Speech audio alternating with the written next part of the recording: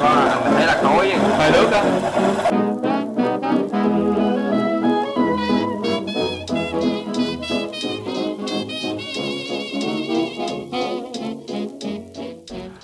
Xin chào anh em, mình là Vua Neva đây và hôm nay mình sẽ mở một cái túi như thế này. Đố anh em trong cái túi này là có gì nha. Và trước khi mà mình mở ra thì anh em thử nghe tiếng à. Anh em nghe tiếng con gà đúng không? Đó. Đố này là cái gì? Và bây giờ mình sẽ mở ra cho anh em xem nhé, không làm mất thời gian. Và trước khi vô video á, thì anh em hãy vui lòng cho mình một cái subscribe hoặc là like video để mình có thêm động lực để bóc nhiều video thú vị, nhiều cái dụng cụ thú vị hơn dành cho anh em. Ok, mình sẽ cắt nó ra ngay lập tức. Đây, cái này có giá là 124.600 đồng. Mình đặt ở trên Shopee. Không biết là cái gì đây, anh em có tò mò không nè? Sẽ mở ra cho anh em coi luôn nha. Không biết tại sao mà con gà nó cứ đây anh em có thể thấy không?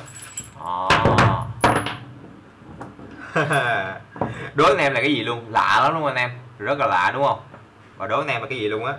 Nó như là đây là cái hình chớp giống như cái nón lá của Việt Nam chúng ta vậy đó, như cái nón lá vậy, anh em thấy không? Đó, đây là có các loại size khác nhau. Mình là size mấy thì chả biết luôn nè, để mình đo thử nha. Đó, cái này là bao nhiêu đây? Cái này là size 10.5 nè, 10.5. Mình đo cái vành bự nhất của nó nha. Đó, 10.5. Mình đo cái này đi. Đó, còn cái này là 14. Cái này là bao nhiêu? Cái này là 21. Còn cái bự nhất là 28. Đó, chắc cái này là anh em không có thấy nhiều rồi đúng không? Thường là chỉ thấy những cái mũi cũng là hình chớp như này luôn, nhưng mà nó có những cái răng. Thì cái này nó lại khác, cái này là một cái hình chớp. Đó, một cái hình chớp luôn, và nó có được một cái mũi khoan đây. Đó, nó khoan xéo từ ở chỗ chớp này xéo thẳng qua bên đây luôn. Đó, mình sẽ đưa gần lại cho anh em xem nha. Đó, anh em thấy không? Đó, đây là một cái người ta sẽ khoan thẳng từ bên đây qua tới bên đây, nó sẽ xéo anh em. Hình dung là cái mũi này sẽ xéo. Và cái công dụng của cái này là cái gì? Công dụng của cái này là dùng để cho mình vo cái chất liệu, ví dụ như là sắt hay là gỗ. Ở trên web là sắt thì mình tin tưởng là sắt. Có một cái này mình muốn cho anh em xem nè. Đó, anh em thấy không? Hai cái này công dụng của nó giống như nhau, nhưng mà một cái thì có thể cho sắt luôn, còn một cái thì cho gỗ. Sắt thì cũng được, nhưng mà lâu dần á thì những cái này nó sẽ bị hư, nó bị mòn đi, chúng ta phải mài lại, nhưng mà mài cái này rất là khó. Đó. Và bây giờ thì mình sẽ thử, không có dài dòng nữa, mình sẽ thử những cái này nó sẽ khoét được gỗ, sắt và những chất liệu gì nữa nha. Anh em mới tiếp tục xem. Ok, bây giờ mình sẽ thử nó nha. Mình sẽ đây là 4 cái mũi khoan. Đó, các bạn có thể thấy không? Đây là 4 cái mũi khoan. Mình sẽ lấy nét cho các bạn xem nha. Đó, không, 4 cái mũi vo chứ. Đó, cái mũi này là 28, cái mũi này là 14, cái mũi này là 10, cái mũi này là 21. Đó, mình sẽ bắt đầu vo từ cái mũi nhỏ nhất lên cái mũi lớn nhất ở trên chất liệu gỗ. Mình nghĩ gỗ là nó sẽ ok thôi, tại vì trên mạng nó quảng cáo là cái này khoan được sắt cơ mà, gỗ thì nhăm nho gì đúng không? Để gỗ vô. Đấy, mình sẽ gắn này vô trước.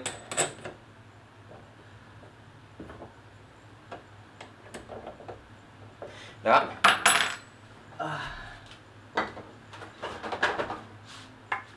Đây là một cái cây gỗ cứng nha, các bạn hãy nghe tiếng nè. Nó cứng mà nghe tiếng nó giòn lắm. Đó, thanh thoát. Đây, mình sẽ bắt đầu mình sẽ khoét một cái lỗ cho các bạn xem. Và mình sẽ không có khoan mồi trước đâu, mình sẽ khoét trực tiếp luôn, bởi vì đây là bề mặt gỗ. Đó. Đây ha.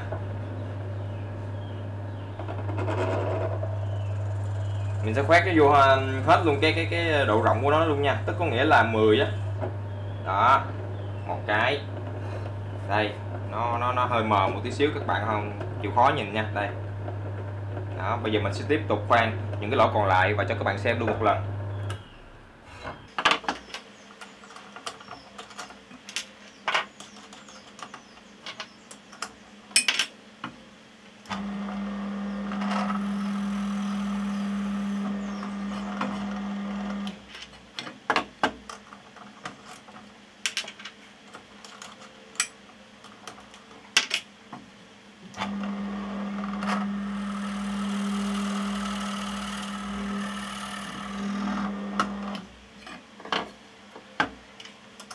Thông thường á thì đây là mũi cuối cùng nè. Thông thường á thì chúng ta sẽ khoan mồi trước, khoan mồi trước để cho cái tâm này định hình, bởi vì từ cái tâm đến cái chỗ mà bắt đầu nó khoét á, nó có một khoảng cách nhất định. Khi mà chúng ta đưa nó vô á thì nó phải ấn cái kiểu, theo kiểu là cái mũi khoan của mình phải ma sát một tí xíu, nó mới tới cái đường cắt được. Nên nó dính cái miếng gỗ mà chưa khoan mồi á thì nó hơi khó khoan một tí xíu. Nhưng mà không sao các bạn.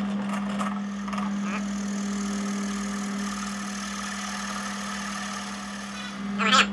Khoan rất là mượt. Rất là mượt. Đây là 4 cái mũi khoan. 4 cái mũi nông. Mình sẽ cho các bạn xem. Đó.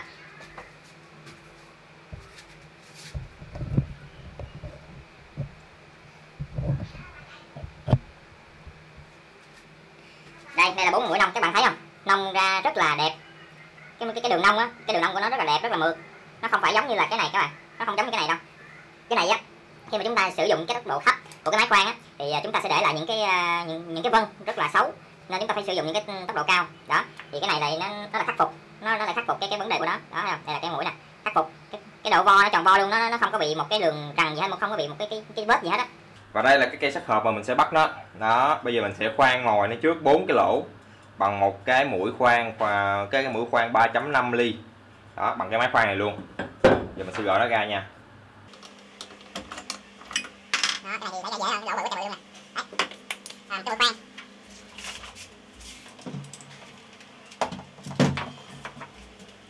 Ở trên thị trường á thì nó có những cái loại mũi như là cái mũi mình đang cầm đây, và những cái loại mũi như cái mũi này đây. Và nếu mà các bạn muốn tiết kiệm á thì mình khuyên và các bạn nên mua những cái loại mũi phát như thế này, cái loại mũi mà bo gỗ như thế này. Nó vừa bo được gỗ mà chắc cũng có thể bo được sắt. Mình sẽ thử cái bo sắt như thế nào nha.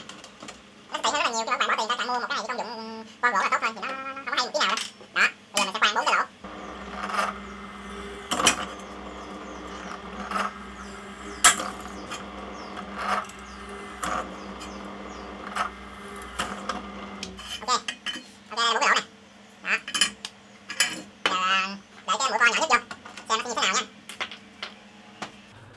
Đó, bây giờ mình sẽ vo nó nha.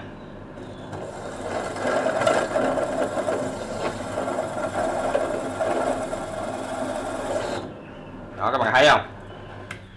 Những cái mà phôi, những cái phôi của cái miếng sắt này nó sẽ ra bên cái lầu bên đây. Đối với sắt á, thì nó sẽ không dính phôi bên trong đâu. Còn đối với gỗ á, thì cái phôi nó ra nhiều, với lại nó bự, nó dính phôi ở trong đây. Đó. Đây là cái lỗ đầu tiên, mình sẽ tiếp tục khoan những cái lỗ sau.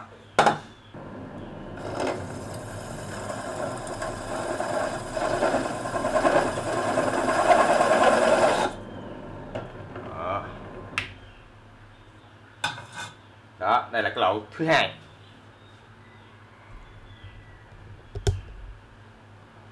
Chết rồi.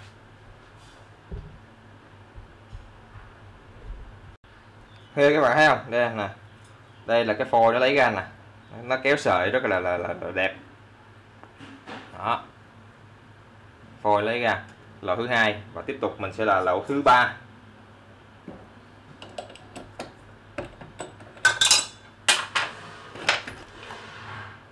Các bạn nên cân nhắc là những cái mũi con càng bự thì áp lực nó càng lớn nha. Các bạn nên cẩn thận khi mà các bạn vo những cái mũi lớn.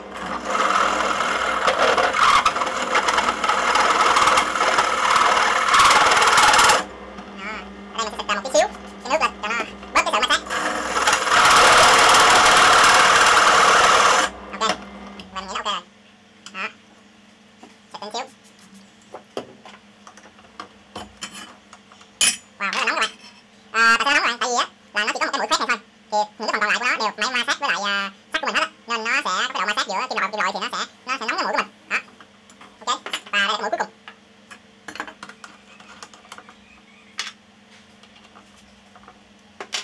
Đó, mình sẽ xịt lên một tí xíu nước. Thường thì người ta sẽ xịt bo bo trên một tí xíu, nhưng mà mình không có cái đó xịt nước thôi. Đủ rồi. Đó. Không biết các bạn có thấy không? Mình thấy là khói hơi nước đó. Nó bắt đầu nó bốc lên rồi các bạn. Đó, hơi nước nó bắt đầu bốc lên rồi thấy không? Đó, xịt vô một xíu nè. Rồi nó giảm nhiệt lại.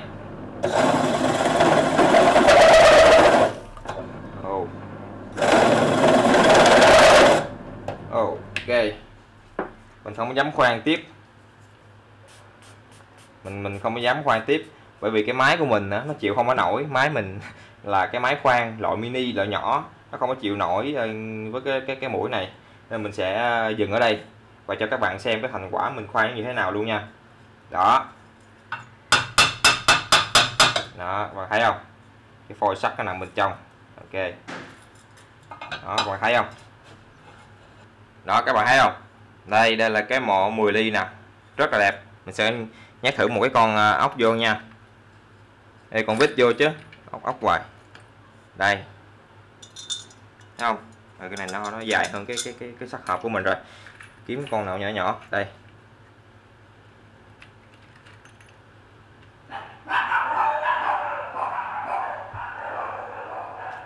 Đó, đây, gắn vô nè. Thấy không? Phải không? Vừa khít luôn. Nó không có nhô ra một tí nào luôn á. Đó. Thấy không? Đâm sâu vô luôn. Rất là đẹp. Các bạn cũng thấy không? Nó rất là đẹp, nó rất là tròn trịa. Nó chỉ có một cái gờ xíu các bạn, cái mè lấy nhám các bạn chà một xíu là nó mất cái này thôi. Bởi vì mình đâm nó vô hơi sâu quá, mình nên nó lòi cái sắt này lên. Đó. Bên đây thì nó rộng quá rồi. Mình sử dụng những cái con bự hơn. Bên đây thì quá trời là rộng luôn. Đó. Trời rộng luôn. Các bạn có thể sử dụng những cái con khác, những cái con có cái độ bè của cái đầu này nó bự. Đấy. Thì với một cái bộ như thế này á, thì các bạn có thể đủ những cái kích thước như thế này, các bạn có thể làm thoải mái. Thậm chí là nếu mà là sử dụng cái mũi bự nhất như thế này luôn, mũi bự nhất, cái mũi như thế này luôn, đó, thì các bạn vẫn có thể vo được cái đầu này. Đó, các bạn vẫn có thể vo được cái đầu này. Thậm chí là các bạn sử dụng những cái mũi như thế này luôn nè. Đó, các bạn có thể vo được kích thước như thế này, chứ không nhất thiết là các bạn phải sử dụng cái kích thước mà nó yêu cầu là cái thước này. Đó, đây là cái sự tiện lợi của các bạn có nhiều cái mũi vo. Ok, và đây là tất cả những gì mà mình muốn cho các bạn xem. Các bạn có thể biết thêm được một cái mũi vo khác ngoài cái mũi vo 6 cạnh kia hoặc là 2 cạnh. Đó, rất là đẹp. Và xin chào, hẹn gặp lại ở video bên box sau.